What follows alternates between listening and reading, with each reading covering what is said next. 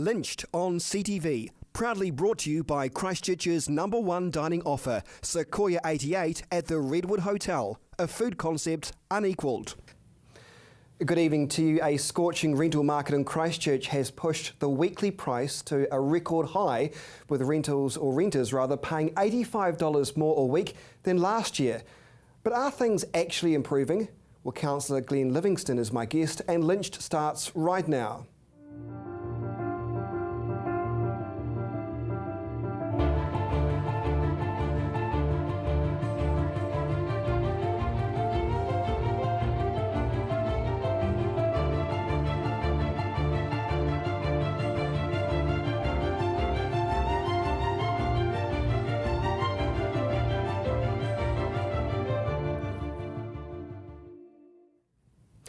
Good evening, it's great to have your company this evening. Well, the rental crisis in this city continues, but there are some other issues we need to get to first. Let's get straight to it. My guest tonight is Councillor Glenn Livingston, and good evening to you, sir. Good evening, Chris. Nice to have you on the programme. I suppose before we cover off the rental issues affecting Christchurch at the moment, we need to cover off the Roger Sutton saga. You wrote on Facebook last night your gratitude to Roger Sutton. Now, I know that you've said to media you can't comment on it, you don't want to comment on it, and I understand that, but can you at least comment on why you felt passionate enough to write something on social media? I don't want to go there, Chris. Not at all? No. Why not? I just don't want to. Wouldn't be wise. It could be wise, though. No. Do you regret taking to social media thanking Roger Sutton? Do you regret that at all? This time yesterday I was coming back from a tramp with my cousin and his partner, and I wish I was back at that point in time, and yeah, could have had a better day. So I'd rather not go. Couple of drinks or? No drinks, no. But yeah, rather not go there. I asked Nikki Wagner and Clayton Cosgrove today on Newstalk ZB whether they see a future for Roger Sutton in the rebuild of Christchurch. They were reluctant to say anything. What do you say? Do you see a future for the man who some would say was the face of the Christchurch rebuild? Is there a future for him, do you think, or is it too early to say? If I say anything about this issue, Chris, anything I say is going to be attached to it and interpreted, so I really just don't want to go there. All right. Well, let's discuss the rental issue in Christchurch. It was reported last week, I think Trade Me suggested the idea, or that the average price for a house now, for renters, is now, the median price is what, $510 a week? Now that's the median price, that's important to say that, but still, that's a hell of a lot of money. So while we've got some reports out, in fact today, saying things are getting better, but really when house prices are up or rental prices are up, what, $85 a week more this time than last year, we've still got a problem, don't we? Yeah, we have. Rents have gone up about 47% since the quakes hit. Some of our suburbs are now catching up to those in Auckland, and the accommodation supplement has remained the same. It hasn't been reviewed since 2005 for Area 3, which encompasses Canterbury. Area 1 is Auckland, so we're up on a par with Auckland's rents. Yet the accommodation supplement is down. We have an unusual dynamic post-quake supply and demand pushing up these rents. And yeah, many people are at the mercy of the landlord. But would an accommodation supplement actually fix the problem? Because I'll tell you why, how would you know that money actually goes to rent? Would you be open to the idea of an accommodation supplement increase, but that money directly going to landlords, or is that too off? Yeah, no, you did right, and that's the critical thing. How can we get it to those people who need it the most? So with the Minister and the Ministry, how can we find a way or a tool to ensure that the money actually does go there? Yeah, it is problematic. It's a tough one, isn't it? Yeah, it Would is. you be in favour of some kind of system where the accommodation supplement goes directly to the landlords, or is that too draconian? Is that too, we don't trust you, we're flicking it on to Mr. and Mrs. Smith who own the property? Yeah, I think the starting point has to be, it needs to go to those who need it the most. So, but we have to find a tool, we have to find a way to ensure that it does, and that will be one of the challenges we face. Interesting thoughts of 800 homes, I think it is. The proposal, 800 homes on the western fringes of Riccarton Racecourse. It's received a conditional public backing. What does conditional public backing mean? To me that says we're okay about it, but give us more details. Yes, yeah, my reading of the Strategy and Finance Committee, I wasn't president at the meeting. I'm not a member, but I've talked with my colleagues as we've approved it in principle, but there's still a bit more work to do over those criteria, over what makes something an exemplar. So they've said, okay, yes, we'll take this at this point in time, but we'll go away and work with you and you know, look at more issues you need to deal with. You're one of 4 councillors that returned to the Christchurch City Council Yes. offices. Yep. How do you rate then the progress thus far this year upon your return to the offices in terms of fixing the housing issues? I know you're not to blame for everything, but can you outline for me any successes the council have had in addressing the needs of residents when it comes to housing issues? Yeah, okay, we've sought to Here's your represent chance. them. Yeah, no, it is, absolutely. We've sought to push on with our social housing repairs. We haven't repaired as many as we would have liked. Now, why is that? That's bound up partly in the Earthquake Commission global settlement process. We've talked about this endlessly with staff. Once the joint assessment part of that was suspended, it sought, unfortunately, to slow down the actual closed unit repairs, but we are getting more done and we're pushing on more. Once we've got that global settlement, we can get more open. The Christchurch City Council is the second largest landlord in the country. Yep. Should it remain that way, you will be in favour of all social housing stock remaining with the council, right? Yes. Why? Yep. Because we have a strong history going back to 1938 of being in social housing, providing for those who are least able to afford housing in the city. I think it's not only been a priority in our work program, and it's been a separate fund, it's actually also become a value in the city. So it's been a value for successive councils that we do believe in social housing. In terms of value, I take it you're meaning social value. Yeah, one of our values as a city. Will that change, do you think? No, I don't think it will. I think it'll remain the same. I think the actual delivery of it will change. And what we're saying with this proposal is we'll retain 100% ownership, but it's in the operational part of it where we get the 49-51 split. And that in part represents the Minister's view, his worldview, and he's entitled to that view. I don't happen to share it, that councils have an arm's length approach to social housing. But we've found a way whereby we retain 100% of the assets, being the land and buildings, but when it comes to the operational side of it, we get the 49-51 split. The operational side, well, who would do that? Who does that? Well, we're yet to come to that. We've got a report coming soon over that. Well, who does it now? The council? Yes, yep. Why would you bother changing something if it ain't broken? Well, that's right. If it's working, I imagine it's probably working okay. Yeah. So why well, change? It is. The model is you're changing. So what? You're contracting the operational side of things out. Well, we have to meet the requirements of being in that arm's length place, which the Minister would like us to be. Okay. Well, that's the Minister's view. Yeah, I know. I'm just trying to work out what the benefit or the positives are for that. An arm's length, I would have thought. Well, we can attract the income-related rent subsidy by moving into a new operational entity, becoming a community housing provider along with all the others, and thereby attracting that subsidy. Okay. Because we don't at the moment. Need to take a break. Coming up, we need workers in the city, that's for sure, but they need houses too. And should they be competing with residents for housing? That's next.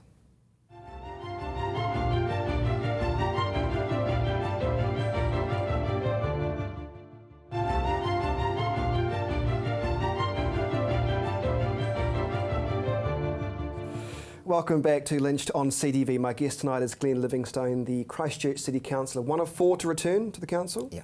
Good. You good friends with Yanni and... Yeah, good friends. Who else is there? Yep. Jamie? Jimmy. Yep. Okay, that's good. That's what I'd ask. Let's discuss. I just want to touch more on this operational side of things, social housing, because I can't quite comprehend why there's the need to change something and separate something. If at the end of the day it's an asset that will be owned by the council. Yes. Is it going along the same lines as the port and the airport, for example, where they're owned, or the operational side of things are completely separate to the council? Well, partly we've still got more work to do on that. I mean, you want to ensure that those lines of accountability and reporting obviously still are closely tied with the council. So the asset, as I've said, stays in our ownership, but it's that operational side. There's going to be a bit of a distance, but we still feel confident with the way we structure up the board and the management team that we can still have good reporting lines to the council. There was some concern, and the Christchurch Press reported this, so I didn't know what they were meaning. The Christchurch City Council social housing units, or the fund to fund them, is about to run out. This is the business as usual fund. It's forecast to have a deficit, according to the press, of $600,000 in the next 12 to 18 months or so. What does that mean, and what is this business as usual fund now? Yeah, we've got two funds. We call two sides of it. We call the earthquake fund, if you like, and then the BAU, or business as usual. This is a description our finance guy has given that. What we're doing now is calculating depreciation, but because we weren't doing that before, and what it's doing is actually eating more into the fund. So it's not actual cash out, but it is obviously an allowance for that, providing for the future. We've still got the balance of the EQC money to come in, so that should help matters considerably. Wouldn't that be nice? It will. Also, wouldn't it be nice if the insurance issues were settled too with Civic Assurance? Any more on that? Well, I can't comment on that. It's just not my confidence to share. That's right. Yeah. I don't think anyone really knows what's going on with Civic Assurance, but anyway. I want to talk to you about the residential rebuild. You have been a community advocate for the East, and you no doubt have seen some of the awful issues that have happened there, the slow-going rebuild. I personally, and correct me if I'm wrong, get a sense things are starting to happen now. Homes are being rebuilt. When I go to my old stomping ground of Burwood, I'm humbled to see homes are being rebuilt. Things are happening. In your view, what are you seeing? Are things improving, particularly on the East, with rebuilds, with earthquake-related issues being sorted? Are things on the improvement? Yeah, there's a sense in which there's a kind of visible marked improvement. I am seeing more homes. It wasn't that long ago where quantity surveyors were telling us after, 3 years after the quakes, only 200 houses had actually been built by the insurance companies. I think more are being built, but I think we still need to be careful. There was the case of that the woman in the paper through Tower Insurance in Burwood, where they wouldn't actually disclose what the geological information was, where she's being pushed around. There are other elderly people like that. So I think it's kind of, yes, there are some good things happening, but there's still many unresolved claims. And some of the data from the Sarah Wellbeing survey isn't flash on Burwood Pegasus in terms of insurance and roads as well. Those are the two major issues. Don't talk to me about roads. On ZB today, my bugbear was the fact that I've just come back from holiday, and I can't believe on a Sunday when you go around the streets of Lynched for argument's sake, and there are so many road cones, yet there's nobody working. And I just think and I can't believe I'm going to do this. I'm going to have to agree with Winston Peters when he said he was surprised at, when he comes to Christchurch, the lack of sense of urgency to get things done. And I've got to agree with him. Right. Do you agree with Winston Peters? When you don't give me that look, but you know what I mean. When you're driving around some of the streets of Christchurch, particularly on the East, on a Sunday afternoon. Now, I'm not talking necessarily near residential housing, but Albans Road, Linwood Ave, Ferry Road. There's not that sense of, come on, get it done. Now, I'm not blaming the workers. Right. I'm blaming the system that allows this to happen. What do you see in all of this? Yeah, I kind of see two things. We had a situation in Maidaho Road in Parklands whereby the road was closed for some time. It did cause great inconvenience for some people. When you actually look up close to the situation with the potential road collapse and the barriers that have to prevent that, it's a real safety issue. The sewer line, the trunk line's really deep. You can see, you've got to attend to that first. Everyone knows that sequentially. And actually it's not that easy because of the land, and not just in the East, but everywhere. There's that, and then they're over and against it on the other side of the equation. I kind of liken it to a game I saw once, Andrew Merton's, the ball squirted out the back of the ruck. Everyone looked and stared at it, and eventually he dived on it. So I think there's a sense of that about it too. What is actually going on? Are people actually diving on the situation and getting into it and getting it done? And I suppose from a layman's point of view, as a resident of Christchurch myself, the answer is probably no. And that concerns me. I just wish, we've got things like the International Cricket World Cup games coming here, we've got the under-20 soccer coming here. I want progress in the city. I think that's not an unreasonable thing. And most good folks at home watching this right now will probably say, let's get things a bit more momentum going. But I do wonder whether, is some of this to do with the fact that we've got Sarah, the CCDU and the council all trying to, their heart's in the right place, but is it a bit too messy? Could be. I mean, I've heard that description that it's all a bit like Spaghetti Junction. You've got all these different boxes and string lines, and it's, yeah. In other countries, of course, there's a different kind of, a different ethos or a different form of government. And get it going, maybe. Well, yeah. And we live, we cherish our democracy. We have to, and yeah. Do we still then, okay, let me ask you this question. Do we still have democracy in Christchurch then? Because it still feels to me that we've got Sarah running the council, running the city rather. Right. We've still got, nothing wrong with that, but it still feels like there's a government agency that's the top-down approach we have in the city. And I put that to you, things like the short-term, or whatever you want to call it, the district plan, for example. On one hand, we've got the government coming out saying, oh, it's terrible, the council needs to get its act together.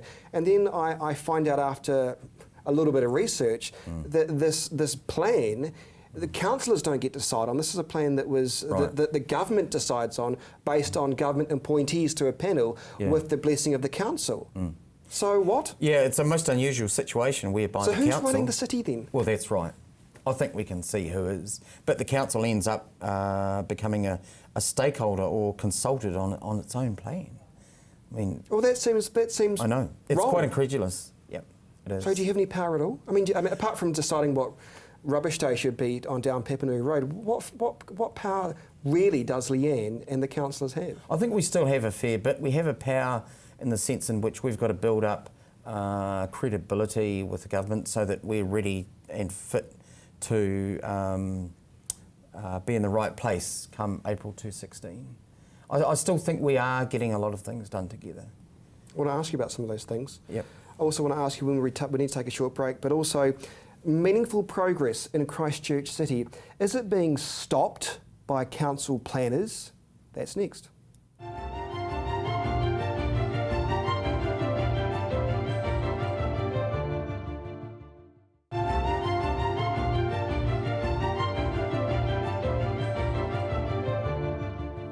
Welcome back to Lynched on CTV. My guest tonight is Councillor Glenn Livingstone. Councillor, I want to ask you about meaningful progress in the city. Thank goodness there is some in the form of private investment. Thank goodness we're now starting to see the bus exchange, although I think I'm seeing more offices, temporary offices being built than I am of bus exchanges, but you know what I mean. But I'm concerned about meaningful progress in the city from the old school Christchurch mentality that won't move forward. And let me give you an example of this. The church, I can't think of the denomination or who, but there was some church that wanted to build a really standard looking auditorium, but looked okay nonetheless, in Cramner Square. Some commissioner said no, it's outside the residential land zones, blah, blah, blah. Now some would argue, well, it knew that all along, so it was trying it on. Others would argue the commissioner is preventing meaningful progress. Now, I've just got back from overseas, and in Australia, for example, there are people that build buildings next to houses, and there's this, hey, let's get things done, this is called progress. I do worry the old school mentality of Christchurch will stop meaningful progress. Like old school commissioners, oh, you can't have that building in a residential zone in Cramner Square. I'd rather live next to a church than a brothel. Right. So what do you see in all of this? Does that concern you though? We've got the old guard that won't let anything happen because there's all this restrictions in place. Look, I realise we need zone issues, but in a city that's going to be defined by its future in a different manner, we've got to change, don't we? Yeah, and we're going through an interesting time. This rebuild itself, I think, obviously is about the rebuild of our many of the ways that held Christchurch together and which need to change. The council itself at the moment, we talk about being a can-do council. Can that sort of attitude infuse everyone? So whether it's I think so. Commissioners don't we need whatever. a can-do council? Yeah, we do. I mean, listen, I'm sure there are issues to go through, and perhaps I think one of the issues was the commissioner said come back and build more residential apartments above the church or something or other. But I thought if that's the only real problem here, then the church is going to end up paying a lot more money to get resource consented. Right. Everybody loses, really, don't they? Well, you could argue that in that case, and then there are a lot of cases where we don't hear about where things do go through. A lot of good innovative stuff. But I do take the point. I remember Wellington some years ago adopted absolutely positively Wellington, and it just flew. And I think we're in a really hard time we've got different jurisdictions in the city, central government, local government. There doesn't seem to be that ability at the moment for one body just to grab that future vision. But And now, why is that? 'Cause, I mean, do you put that down to perhaps a centre-right-leaning government working with a mainly left-centre, or is that too simplistic? A left-centre council? Yeah, I mean, that's part of it. I mean, so you get some rub over the value systems. I think it's just the structure. You've got central and local. Now, well, is Sarah still required? Do you think Sarah in its current form is still required? I think the resourcing and the partnership with government is still required, but there will come a day by legislation at a time where it is its time to finish, and you know, the decision making, the full decision making, rightly comes back to the city. It's bizarre though, because it seems to me Sarah's getting more staff and going beyond its initial scope, which was to sort out the rebuild of Christchurch. They're going to children's television now, giving some out at $75,000 to make children's telly. They're doing family fun days. Nothing wrong with that, of course. Right. But I thought, can't the council do that? Well, it seems like we're working with an agency that is hell bent on creating opportunities for itself to continue its existence. Yeah, I'm not sure what they do totally in there, but I know, for instance, the community fun days, we've done those things for a long time. We have I Love New Brighton coming up in a couple of months. Good. We have all these, you know, all these things throughout the city that our staff run and always have. Just finally, and you touched on New Brighton. I love New Brighton. Yep. You know, I spent much of my early working life there. You know that I'm very passionate about New Brighton. Is it getting better? I think it is. It's really tough going, but I think it is. I think people like Paul Zarnan making a great job. Evan Smith, the New Brighton project leaders with the markets. They've got that's that great. Really humming along. Somebody sent me a Facebook page of the other day of the Saturday markets. It looked absolutely humming. Yeah, they're making a great job, and they're all working together. They all want the best for New Brighton. Is it because perhaps people have woken up to the idea that putting their hand up for cash from the council at the moment doesn't seem to be working? They've realised, well, it kind of actually has in a way, isn't it? The council's giving some seed funding or something or other. Yep. Is there a sense now, do you think, that, excuse the language, we're buggered, we're going to do it ourselves? A bit of that. Like you've got that surf organisation that does a great job trying to build momentum. So that's good. Yeah, I think New Brighton carries that a bit, quite independent. But I think they actually do realise it's a partnership. The Republic, I know, of New Brighton. Yeah. I love that Facebook page. Yeah. Well, out of time, Glenn Livingston, nice to have you on the program. Thanks, Chris. You too. That is our show. To comment on tonight's program, head to my Facebook page and have your say there, facebook.com/Lynch in NZ. Well, a new book on Victoria Square is being released shortly. I'll speak to the author of that book on Newstalk ZB tomorrow, but from me and all the CTV team, have a great night.